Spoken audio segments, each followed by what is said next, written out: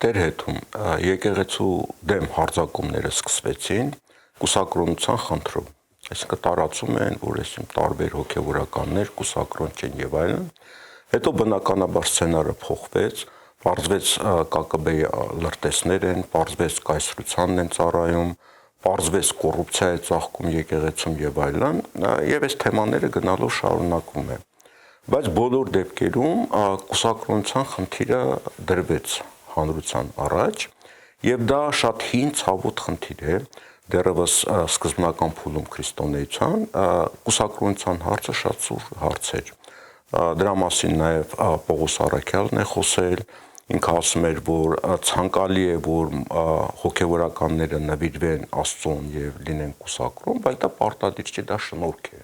Աստծո կողմից Եվ Տիմոթեոսին գրված իր նամակում ասում էր լավ կլներ, որ եպիսկոպոսները գոնե մի կին ունենան, մի կնոջով բավարարվեն, շատ կին չունենան։ Հետագայում 4-5-րդ դարում այդ հարցը ավելի հստակեցվեց, իսկ Հռոմում դրա մասին երևի մենք մի քիչ ավելի մանրամասը կխոսենք, Լատերանի 3-րդ ժողովում 1179 թվականին բավականին խիստ դրվեց որ կուսակրոնությունը հոգևորականների համար պարտադիր է։ Բայց այնուամենայնիվ այս խնդիրը անընդհատ բարձրացվում է եւ բոլոր եկեղեցիներում սա շատ ցավոտ խնդիր է։ Եկեք խոսենք ընդհանրապես սկզբնական փուլում քրիստոնեությունում նման խնդիր դրված եղել է կուսակրոնությունը որպես այդպիսին։ Նախ նշեմ, որ կուսակրոնության թեման միշտ եղել է եկեղեցում, թե հայ առաքելական, նախ արևելյան ուղղափառ եկեղեցիների մոտ, կաթոլիկ կամ օրթոդոքս եկեղեցիների մոտ միշտ եղել է քննարկման նյութ։ Կուսակրոնությունը ինչպես է եղել, բայց մինչև եկեղեցում ձևավորվել է, եկեք հասկանանք հրեական միջավայրում կուսակրոնությունը ինչպես է եղել, ինչ մոտեցում է եղել։ Առհասարակ հրեաները կուսակրոնության դեմ են եղել, որովհետև հրեական ռաբիները պատվիրան են տվել, որ յուրաքանչյուր հրեա պետք է կատարի տիրոջ պատվիրանը, ծնունդոց գրքի, աճեցեք եւ բազմացեք։ Եվ տուն կազմելը, ընտանիք կազմելը եղել է ամենամեծ պատվիրանը եւ օրհնությունը։ Իհարկե հրեական մի միջավայր է եղել, էսեներ են այսպես ասած եղել, որոնք գովերգել են, փառաբանել են կուսակրոնությունը, որ Աստծո հետ ուխտը միայն կարելի է կատարյալ լինել, երբ որ մարդը ամուսնացած չի, կին եւ զավակներ չունի, եւ դա աստվածային շնորհն է։ Այդ մոնոն մենակ ապրելու գաղափարը նաեւ հրեական տարբեր համայնքներում, բայց փոքր համայնքներում է եղել։ Տեր հետո կտրեմ խոսքը, ուրեմն եթե այդքան խորը գնացինք, գնանք նաեւ միջքրիստոնեական շրջանը, որտեվ Եգիպտոսում եւ նաեւ հին հույների մոտ, ստոիկների մոտ, պյութագորասականների մոտ, որոնք իմիջիայլոց գնում են Եգիպտոսից են գիտելիքները ստանում։ Հունական գիտելիքների մի զգալի հատվածը դա Եգիպտոսից են ստանում։ Ալեքսանդրիայից։ Եգիպտոսից, Ալեքսանդրիայից դեռ խոսքը Պյութագորասի մասին է, հա, եւ նաեւ Սոկրատ, Արիստոտել եւ այլն։ Այն ժամանակ կրթված մարդն էր, ով որ գնում էր Եգիպտոսում եւ կրթություններ ստանում։ Ուրեմն այն ժամանակ կուսակրոնության խնդիր կա որոշակի փիլիսոփայական եւ կրոնական խմբակների մոտ։ Եվ այդ հարցը կար եւ նաեւ ուրիշ հարց կար, եթե կրոնական ծիսակատարություններ է կատարվում նույնիսկ հին Եգիպտոսում, որոշ ժամանակ, որոշ շրջան միջև այդ կրոնական ծիսակատարությունը անելը պետք է կուսակրոնություն պահել, այսինքն զերծ մնալ, ասենք, նման հարաբերություններից, որպեսզի կարողանար լավ կատարել։ Այսինքն այդ հարցը հին աշխարհում դեռևս միջև քրիստոնեությունը գոյություն ուներ եւ նաեւ պատահական չէր, որ անվանում են անապատականներ, հա, այսինքն Եգիպտոսում Սիրիայում գնում են անապատում, ճգնում են եւ այլն, դրա համար նաեւ մեր մոտ դա կոչվում էր անապատականություն։ Այսինքն այդ խնդիրը եղել է դեռևս միջև քրիստոնեությունը։ Այո, այդ խնդիրը եղել է միջև քրիստոնեությունը, բայց երբ որ մենք քրիստոնեական արժե համակարգի կամ քրիստոնեական ուսմունքի մասին ենք խոսում եւ կուսակրոնության ձևավորման քրիստոնեական աշխարհում, մենք պետք է հասկանանք եւ գիտակցենք եւ շատ լավ գիտենք, որ Քրիստոս հրյա էր եւ հրյական միջավայրից դուրս եկավ եւ բայց ընդհանուր առմամբ կուսակրոնությունը հրյական միջավայրում ինքը տարածված չէր։ Շատերը հետագայում ասում են, որ տեսեք, որ Քրիստոս ամուսնացած չէր, բայց Քրիստոսի պարագան ուրիշ է։ Կուսակրոնության լավագույն օրինակը համարվում է Հովհաննես Մկրտիչը, որը ամուսնացած չէր, բայց Քրիստոս օրինակ Կաննա քաղաքում տեղ ունեցող հարսանիքը, որ գնում է օրհնում է նաև ամուսնությունը, շատերը ասում են, որ Քրիստոս դեմ չի եղել ամուսնությանը։ Եվ եկեղեցում միշտ եկեղեցու նվիրապետության զարգացման մեջ այս առճակատումը միշտ եղել է։ Ուրեմն, երբ որ Քրիստոսի համբարձումից հետո եկեղեցին սկսվեց նվիրապետությունը ձևավորվել, նախ առաքյալները ինչ արեցին, առաջին երեցներին կարգեցին, հոգևորականներին եւ ձեռնադրություն կատարեցին։ Եվ մենք գիտենք, որ նաև առաքյալներն էլ էին ամուսնացած։ Պետրոս առաքյալը հայտնի պատմությունը, երբ որ Քրիստոս մտնում է Պետրոսի տուն, Պետրոսի զոնքաճը տաքությամբ, ջերմությամբ այրվում էր եւ Քրիստոս աղոթք է անում եւ ավետարանը մեզ տեղեկացնում է, որ ջերմությունը իջնում է եւ սկսում է ծառայել Քրիստոսին եւ առաքյալներին, հաց է դնում եւ սկսում է խնամել իրենց տան մեջ։ Եվ նույնը Պողոս առաքյալն էր նույնպես ամուսնացած էր եւ ամուսնությունը հատկապես հռոմեական կայսրության մեջ դա շատ տարածված էր։ Իհարկե մինչև քրիստոնեությունը ձեր նշտած ստոիկյան փիլիսոփայությունը եւ ուղղություններ կային հելենական աշխարհում եւ հռոմեական կայսրությունում, որոնք գովերգում էին, որ կատարելություն հասնելու համար մարդ պետք է չամուսնանա։ Վեսպալուհիները Այո։ Եվ այդ գաղափարախոսությունը նաև տարածվեց քրիստոնեական արժեհամակարգի մեջ։ Բայց սկզբնական շրջանում, երբ որ եկեղեցի նվիրապետությունը ձևավորվեց, եկեղեցում կուսակրոնությունը ինքը ընդունված չէր։ Եվ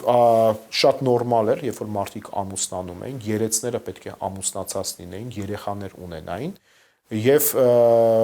ծառայում էին համայնքին, սիրո ճաշեր էին կազմակերպում, սաղմոսներից ընթերցվածներ էին կատարում, Աստծո խոսքն էին թարգմանում, փոխանցում ժողովրդին։ Եվ երբ որ եկեղեցի նվիրապետությունը գնալով զարգանում էր, անապատական շարժումը մուտք գործեց եկեղեցի։ Նախ անապատական շարժումը, վանական շարժումը սկզբնապես եկեղեցու հետ կապ չի ունեցել։ Մարդիկ հռոմեական աշխարհում, երբ որ քրիստոնեությունը տարածվում էր, գնում էին անապատներ։ Հիմնականում Սիրիայի եւ Եգիպտոսի անապատներ, եւ անապատական շարժումը հիմնականում ձևավորվեց Եգիպտոսում, Պաղեստինում եւ Սիրիայում։ Եվ համարվում է պատմության մեջ, որ անապատականության հիմնադիրներից համարվում են Սուրբ Պախոմը կամ Պողոսը կամ նաև Սուրբ Անտոն Մեծը։ Ինչն էր դրդում մարդկանց աշխարհիկ կյանքից, ցոփ ու շվայտ կյանքից հեռանալու։ Պատմություն կա, որ Սուրբ Անտոն Մեծը, երբ որ գնում է մտնում է մի եկեղեցի, լսում է ավետարանի այն խոսքը, որ ասում է, եթե ուզում ես կատարյալ լինես, Քրիստոսի այն խոսքը, վաճառում ես ունեցվածքդ, փոխանցում ես աղքատներին եւ գնում ես փնտրում ես Տիրոջը։ Եվ Անտոնը նույնպես ուղիղ իմաստով կատարում է, որը շատ մեծահարուստի ընտանիքի զավակ էր, եւ գնում է անապատ եւ սկսում է վանականությամբ զբաղվել, ճկնակեցությամբ։ Բայց վանական շարժումը չի եղել եկեղեցու սկզբնապես եկեղեցու նվիրապետության մի մաս։ Դա հետագայում է մուտք գործել եկեղեցի, որը ունի իր քաղաքական պատճառները։ Մինչև քաղաքական պատճառներին գալը մի կարևոր նրբություն երևի պետք է հաշվի առնենք, որովհետև այն ժամանակ Հիսուսի երկրորդ գալստյան սպասում են մարդիկ եւ սպասում են, որ շատ մոտ ժամանակներում է լինելու, իրենց կյանքի ընթացքում է լինելու եւ երբ որ գնում են ճգնում են, իրենք պատրաստվում են այդ կյանքով ապրել, որպեսզի իրենց հոգին փրկել։ Այսինքն Հիսուսի երկրորդ գալուստը ուղիղ իմաստով իրենք սպասում են։ Այո, այդ հազարամյա թագավորության կամ երկրորդ գալստյան գաղափարը մարդիկ մտածում են, որ շատ շուտ պետք է լինի, որը նաև իր մեծ, այսպես ասած, վտանգները բերել նաև եկեղեցու կյանքում։ Բայց չշեղվելով թեմայից, մենք նշենք, որ կուսակրոնության ձևավորումը հիմք է հանդիսացել ավետարանը։ Նախ Մատթեոսի ավետարանի 19-րդ գլուխը, որ Քրիստոս խոսում է ներքինիների մասին, եւ ասում է կան մարդիկ, որոնք ներքին են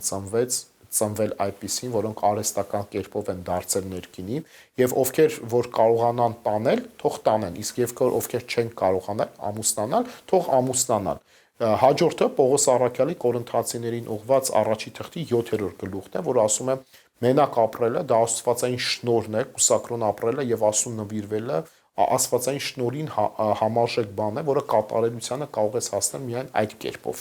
Բայց ոչ պարտականություն։ Չէ, ինքը պարտականության մասին չի դնում։ Ավետարանում հստակ դրված է, որ դա մարդու ընտրության հարց է։ Եթե կարող ես տանել մենակ ապրել, եթե կարող ես տանել, բայց եթե չես կարող, ամուսնությունը նախ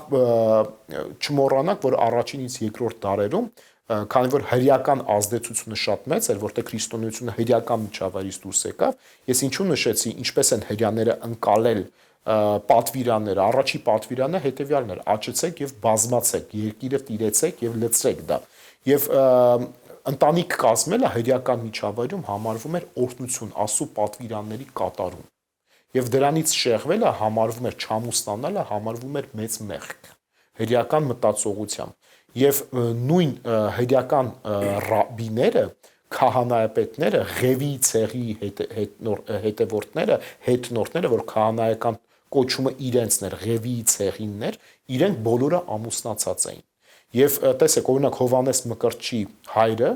ով էր Զաքարյան, մայրը Եղիզապետն էր։ Հայրը քահանայապետ էր, քահանա էր, ճիշտ է, որ ծառայում էր եւ սպասարկում էր, տիրոջ սեղանն էր սպասարկում եւ ժողովրդին լույսն էր բաշխում եւ նույնպես ամուսնացած էին։ Բայց նվիրապետությունը առաջին երկրորդ դարերում զարգանալով, հասնելով 4-րդ դար, որը արդեն ամբողջանում էր, որտեղ քրիստոնեությունը պետական էր դառնում հռոմեական կայսրությունում եւ առավել եւս Հայաստանում, խնդիրը կար հետեւյալը հասկանալու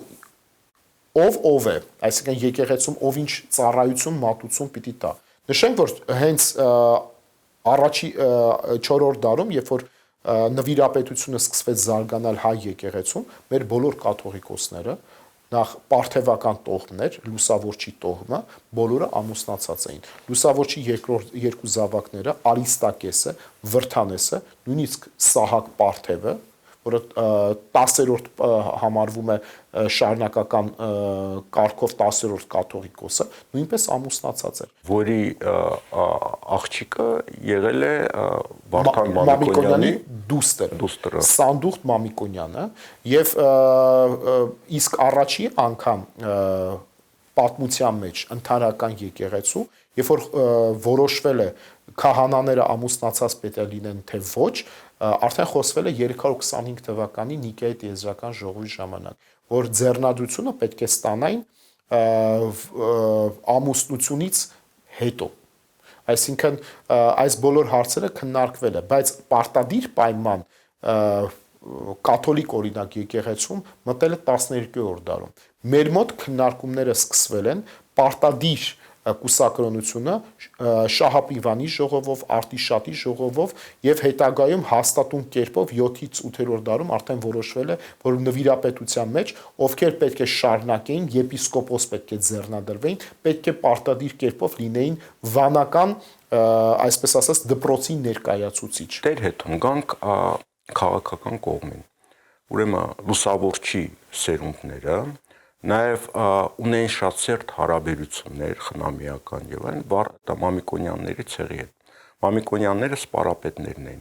Այսինքն եկեղեցու եւ Մամիկոնյանների ընտանիքի այդ հարազատական կապերը շատ հզորացրել էին եւ եկեղեցին եւ Մամիկոնյաններին։ Այսինքն մենք տեսնում ենք սերտ աճում քաղաքական եւ հոգեվոր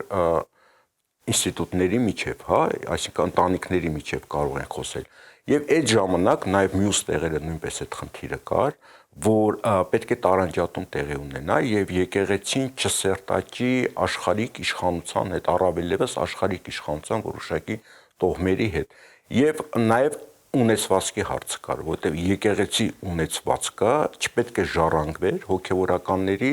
սերունդներին, որտեղ շատ դեպքերում նաև իշխանական տների ներկայացուցիչները դառնում են եպիսկոպոսներ եւ եպիսկոպոսի պաշտոնը այդ տարածքի փոխանցվում էր հաջորդ սերունդներին։ Տեսեք, 3 խնդիր կար այդ ժամանակահատվածում, եկեղեցին գնալով հարստանում էր, եկեղեցին հզորանում էր եւ պետությունը պետք է լուծեր մի 3 կարևոր խնդիր։ Առաջի խնդիրը որն էր, որ ունեցվածքի հարցն էր։ Եկեղեցու քահանաները ումը պետք է ունեին իրավահաջորդ տեսնում իրենց զավակներին։ քահանաների զավակների մեծ մասը դառնում էր քահանա, որը խնդիր էր, այսինքն ժառանգականության հարց կար։ Երկրորդ հարցը որն էր, քահանաները հիմնականում դառնում էին քահանայական իշխանական տոհմեր, որոնք սկսում էին իշխանական ապարատը իրենք վերահսկել, այսինքն պետական ապարատը վերահսկել։ Եվ ամենակարևորը երրորդ կետը դա բանն էր, հարստությունն էր, ումն է անցնելու դա, որովհետև միջնադարում մեծ մասը իրենց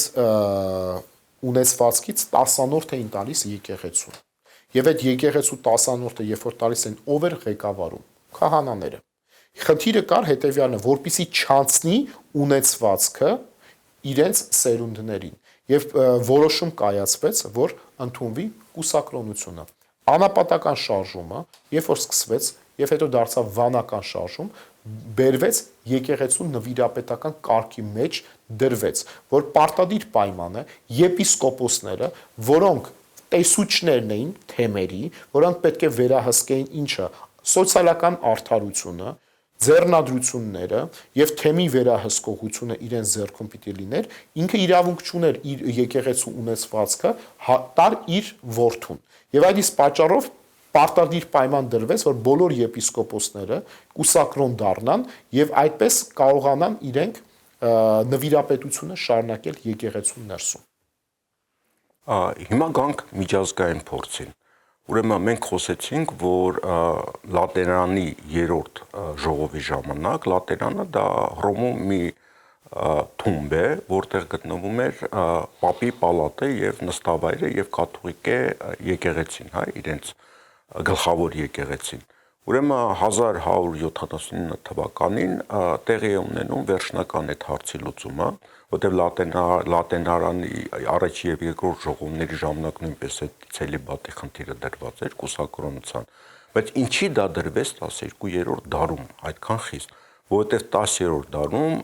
կաթոլիկ եկեղեցու կամ Հռոմի կաթոլիկ եկեղեցու պատմությունը կոչվում էր պորնոկրատիա, այսինքն պորն է անառակ կին եւ անառակ կնոջ իշխանություն։ Այսինքն շատ դեպքում Հռոմի պապի որոշումները արդեն կանայք էին, իրենց սիրուհիներն էին որոշում եւ նաեւ կար Հռոմի մի պապ, ասենք Սերգիոս III-ը, որ ըստ որոշ տվյալների իր տղան դառավ հաջորդ պապը, հետո նաեւ ինչ որ մյուս պապերի թոռները դարձան պապ եւ այլն։ Այսինքն ժառանգական փոխանցվում էր ըստ էության, հա, եւ այդ պորնոկրատիայի հետևանքով իրենք խստացրեցին այդ կուսակրոնության օրենքը Հռոմում եւ այդտեղ խնդիրը կար եւ ժառանգության հարցը եւ եկեղեցու սեփականության հարցը եւ կար մյուս հարցը, ուրեմն շատ իշխաններ եւ թագավորներ իրենք էին նշանակում եպիսկոպոսներ, իսկ եպիսկոպոսությունը նաեւ լուրջ ֆինանսական եւ հողատիրական խնդիր էր, հա, այնտեղ մեծ գումարներ են լինում եւ եկեղեցին փորձում էր տարանջատել, այսինքն հոգեվորականները լինեն կուսակրոն, որ այդ սեփականությունը մնա որպես եկեղեցու սեփականություն։ Այսինքն կուսակրոնությունը դա ավելի շուտ աշխարհի քաղաքական եւ տնտեսական խնդիրների պատճառով է խստացվել եւ ներարկվել եկեղեցու մեջ, քան դա դուրս է եկել քրիստոնեական ուսմունքից։ Տեսեք, կուսակրոնությունը քրիստոնեական ուսմունքի հետ որևէ կապ չունի։ Ինչպես նշեցինք մեր խոսքում, կուսակրոնությունը հետագայում է ավելացվել եկեղեցում, որը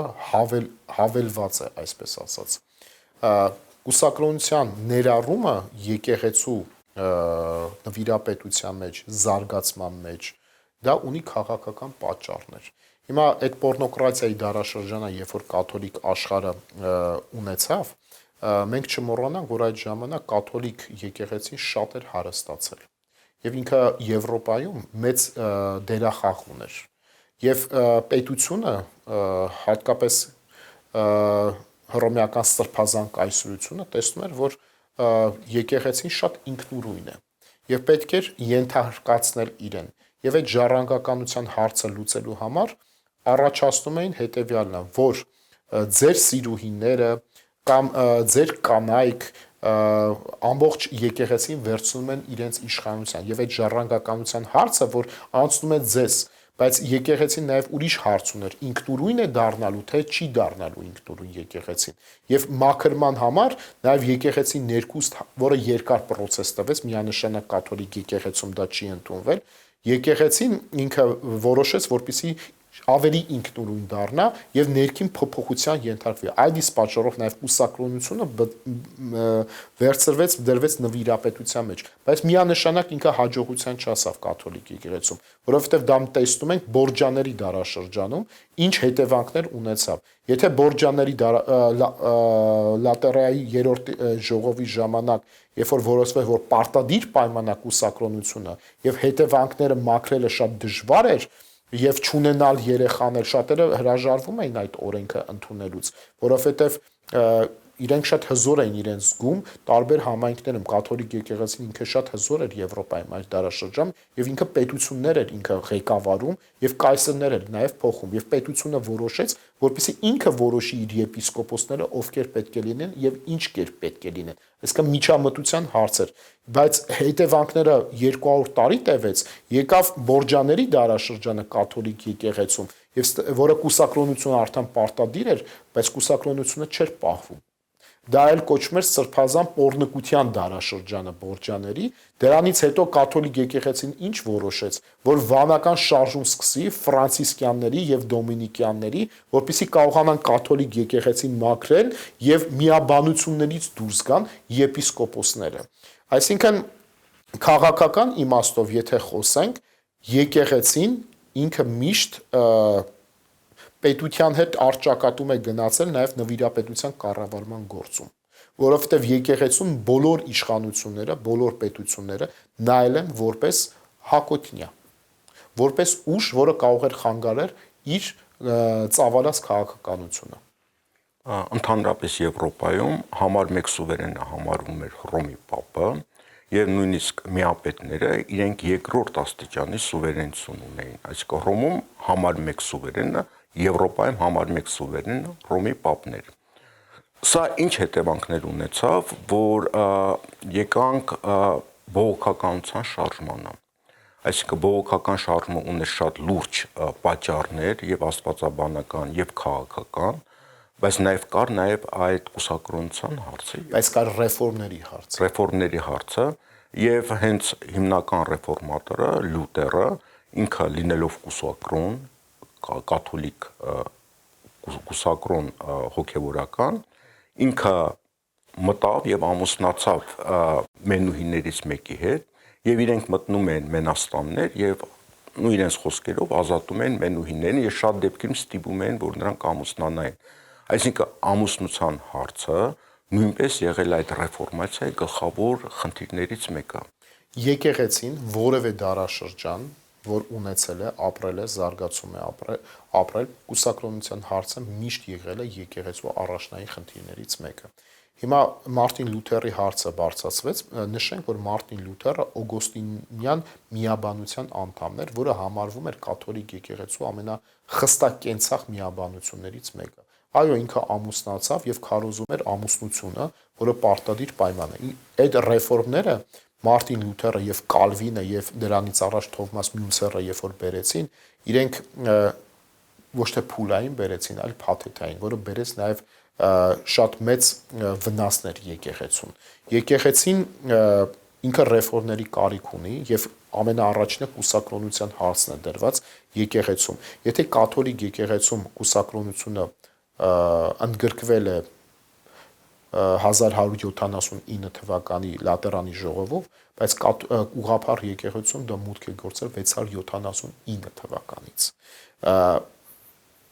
Բյուզանդական արևելյան ուղղափառ աշխարհը, բյուզանդական աշխարհը այլ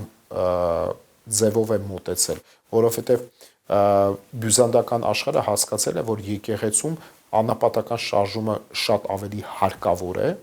որպեսզի եկեղեցուն ենթարկացնի իրեն։ Այսօր եկեղեցում նույնպես կան ռեֆորմների կարիք, առաջինը կուսակրոնության խնդրի հետ կապված։ Նախ նշեմ, որ հայ եկեղեցում այս խնդիրը բարձրացվել է 180 տարի առաջ։ Եվ այս խնդիրների մասին առաջի անգամ խոսել է Մաղաքի arczepiskopos Օրմանյանը, խոսելով գիտական մոտեցում է ցույց տվել Երվանդ Տեր-Մինասյանը, Գարեգին Հովսեփյանը, Բաբկեն Կյուլեսերյանը, Եղիշե Դուրյանը եւ Թորգոմ Գուշակյան պատրիարքը։ Այս բոլոր կլասիկ հեղինակները հայ եկեղեցու, որոնք ամենալավագույն կրթությունն էին ստացել Եվրոպայում եւ իդեպ ասեմ լիբերալ բողոքականության աստվածաբանության դպրոցի սաներ են, Հարնակի Ադոլֆ Հարնակի սաներն են, երբ որ եկել են Էջմիածին եւ սկսել են բացի Օրմանյանից, Օրմանյանը կաթոլիկ էր, կաթոլիկ ընտանիքի անդամներ եւ Հռոմում է կրթություն ստացել, հետո եկել է Պոլիս, հետո Էջմիածնի տեսուչն է եղել, հետո Արմաշի դպրևանք եւ այլն, բայց այս մեծ մասը, բացի Օրմանյանից, որ մնացածը իր աշակերտներն են, ստացել են կրթությունը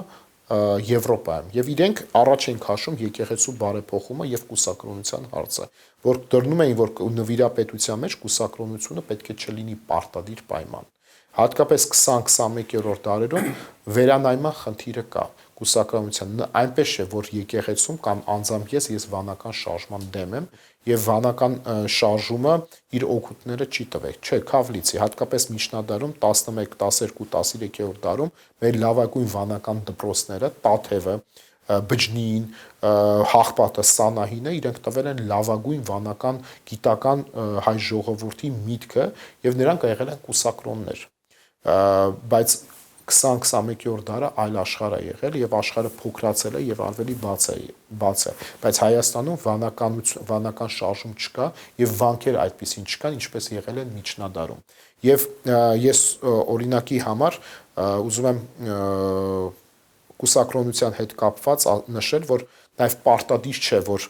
կուսակրոն կամ եպիսկոպոս կարող են լինել այս մարդկանց առաջ քաշած թեզերը պարտադիր կուսակրոնություն ընդունած մարդը կարող են լինել եւ քահանաներ։ Այս բոլոր հարցերը վերանայման եւ բարեփոխման կարիք ունեն նաեւ այսօր։ Օրինակ Նեստորական եկեղեցին ունի քոր եպիսկոպոսի աստիճան, որը տրվում է ամուսնացյալ քահանային։ Նաեւ ամուսնացյալ քահանային է տրվում եպիսկոպոս գիտնականի կոչումը, որը շատ արևելյան եկեղեցիներում բացակայում է, հատկապես խոսքը գնում է արևելյան ուղղափառ եկեղեցիների մասին, Եթովպական եկեղեցին, ասորական, հակոբիկյան եկեղեցին, Ղպտի եկեղեցին եւ հայ եկեղեցին։ Բոլորը հասկացել են 180 տարի առաջ, 200 տարի առաջ, որ այս բոլոր հարցերը հատկապես կուսակրոնության հետ կապված բարեփոխման կարիք ունեն։ Հայ եկեղեցին ինչու բարեփոխման կարիք ունի կուսակրոնության հարցի հետ կապված, որովհետև մեր եկեղեցին եւ հայ ժողովուրդը էգզիստենցիալ խնդիր ունեն, գոյաբանական խնդիր ունեն։ Մենք ունեցել ենք ցեղասպանություն, մենք ունեցել ենք խորհրդային տարիներին ռեպրեսիաներ, ունեցել ենք մեծ զոհեր, երկրորդ համաշխարհային պատերազմում նույնպես մեծ թվով զոհեր ենք ունեցել ենք երկրաշարժ, ունեցել ենք Արցախյան պատերազմ եւ մի քանի տարի առաջ 44-օրյա պատերազմը, Արցախյան երկրորդ պատերազմը բերել են ազգին հասցրել են միտեղ, որը ինքը ունի մեկ կարևոր խնդիր՝ աճելու եւ բազմանալու, որը եկեղեցու առաջի առաքելությունը նա է, որպեսզի ինքը պահի եւ միշտ մեր եկեղեցու առաքելությունը նա է ազգի գոյաբանական հարցերը լուծել։ Եվ կուսակրոնությունը այսօր մեզ յուրաքանչյուրիս համար դարձել է արդիական խնդիր, ինչպես մոտենալ եւ բարեփոխել այս հարցը եկեղեցու ներսում։ Եկեղեցու ներսում այդ հարցը միշտ բարձրացվել է, ոչ հրապարակային, բայց միաբանների միջավայրում, նաեւ Բազգեն առաջին ժամանակ եւ հետագայում, եւ այդ հարցի լուծումը շատ դժվար է եղել, շատերը չեն գնացել այդ հարցի լուծմանը, որովհետեւ սա ինչ որ ավանդույթ է, բայց կյանքը բերել է, որ այդ փոփոխությունները կարևոր են եւ այս վերջի իրադարձությունները կարող են խթան հանդիսանալ, որ այո, այդտեղ որոշակի ռեֆորմներ է պետք մտցնել եւ իմ տեսակետից հայ առաքելական եկեղեցին լինելով ամենահին քրիստոնեական եկեղեցիներից մեկը, եթե մեր եկեղեցում նման ռեֆորմներ տեղի ունենան, դա կարող է նաև ազդակ լինել մյուս եկեղեցիների համար, որտեղ այդ հարցը նույնպես շատ սուր դրված է։ Իհարկե, ես կարծում եմ, որ եկեղեցին կարիք ունի բարեփոխումների, բայց գիտական բարեփոխումների, փուլային բարեփոխումների, ինչպես դրա մասին խոսել է 180 տարի առաջ Մաղաքի arczepiskopos Օրմանյանը, ոչ թե կեղծ օրակարգներով, որը մենք վերջերս տեսանք, բարեփոխումները իրենք շատ այսպես ասած լուրջ հարցեր են եւ շատ նուրբ հարցեր են, որը ավանդության հարցը կա, բայց այդ ավանդությունը անցնելու այդ կամուրջային անցման փուլը ինքը շատ վտանգավոր է, բայց եկեղեցին պետք է կարողանա ուժ գտնել, ներուժ ունենալ, որպեսզի կարողանա այդ լուծումների պատասխանները գտնել։ Սա չի խոսում այն մասին, որ մենք միասին անձամբ ես դեմ ենք կուսակրոնությանը։ Ոչ։ Ինչպես ավետարանում է ասում, եթե ով կարող է տանել լինել կուսակրոն, թող տանի, իր ընտրության հարցն է, բայց նվիրապետության զարգացման համար փոփոխությունները պարտադիր պայման են հատկապես 21-րդ դարում։ Շատերը խուսափում են միաբանության անդամ դառնալ, պատճառներից մեկը հենց այդ կուսակրոնության հարցն է, բայց մյուս կողմից եկեղեցին որակական առումով զարգանալու համար ինքը այնպիսի մարդկանց կարիք ունի, որոնք ունեն այդ ներուժը, ունեն այդ հավատը, սակայն այդ կուսակրոնության խնդիրը իրենց չի զսպում եկեղեցուն նվիրվել եւ դրանից նաեւ եկեղեցին է տուժում։ Այդ խնդիրը միշտ եղել է։ Մենակ այսօր չի, այդ խնդիրը միշտ եղել է, բայց այսօր քանի որ աշխարհը հասանելի է եւ մարդիկ շատ մատերիալիստ են, սեկուլյարիզմը աշխարհիկացումը շատ մեծ ռոպագանդա է ունի, մարդիկ մտածում են, որ պարտադիր պայման է եկեղեցում եւ եկեղեցու զարգացման համար կուսակրոն լինելը, բայց իրականում որպեսզի եկեղեցին զարգանա, կարա ռեֆորմների գնա, որպեսզի պարտադիր պայման չի, որպեսզի մարդը դառնա կուսակրոն, նոր նվիրապետության աստիճանները ինքը հասնի եւ օգուտ տա եկեղեցուն։ 21-րդ դարը կարծում եմ ինքը հնարավորությունների դարաշրջան է, փոփոխությունների դարաշրջան է, լավ իմաստով, ոչ թե վատ իմաստով, եւ այս պահին ես ուզում եմ Մաղաքի arczepiskopos Օրմանյանի այն գեղեցիկ նախադասությունը միտքը մեջ բերել, որ նա ասաց տարիներ առաջ բարեփոխենք, որպեսզի նորոգենք, ոչ թե բարեփոխենք, որպեսզի կործանենք։ Շնորհակալություն Տեր հետում այս շատ կարևոր խոսակցության համար եւ սա գուցե մեր կողմից մի ներդրված կաթիլ է այս ռեֆորմները իրականացնելու համար։ Ես եմ շնորհակալ, թող եկեղեցին իր առաքելությունը շարունակի եւ ռեֆորմները, բարենորոգումները, բարեփոխումները